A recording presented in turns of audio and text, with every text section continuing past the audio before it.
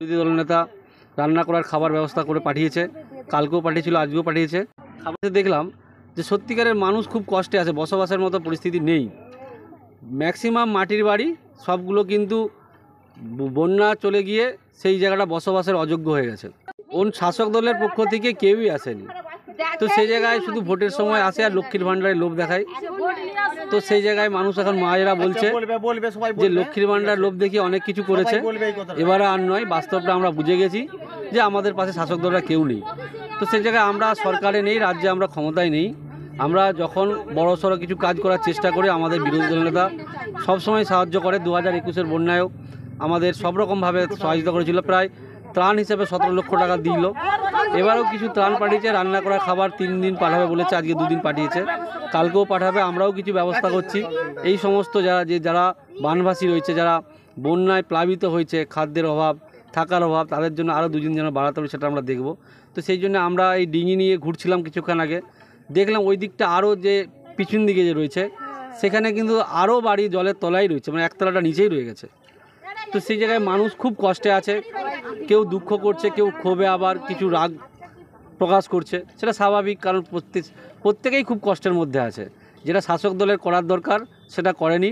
Vote আসে, vote নেয়, আর বন্যার নাম করে ত্রাণ আসে লক্ষ লক্ষ কোটি কোটি টাকার, সব নেতারা আত্মসাৎ করে, সাধারণ মানুষ বঞ্চিত হয়। তো এটা পরিবর্তন করতে হবে। তো পরিবর্তন করার জন্য এলাকার মানুষকে, সাধারণ মানুষকে সজাগ হতে হবে এবং এই সবের নিয়ে বিরোধিতা করতে হবে। প্রতিদিন রাত হলে সন্ধ্যের পর থেকে লরি লরি চাল ডাল তিরপল এসডিও অফিসে ঢুকছে।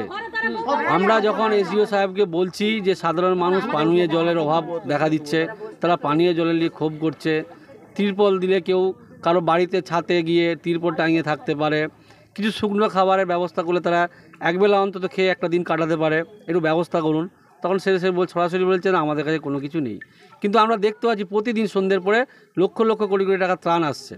যখন যখন বন্যা আসে, কেন্দ্র সরকার, মোদী সরকারের কাছ থেকে বন্যার নাম করে কোটি কোটি টাকার ত্রাণ নেয়, আর 40 থেকে 60% টাকার ত্রাণগুলো সব তৃণমূল নেতারা তাদের ঘরে চলে যায়, পকেট মানি হয়ে যায়, আর সাধারণ মানুষ বঞ্চিতই থাকে।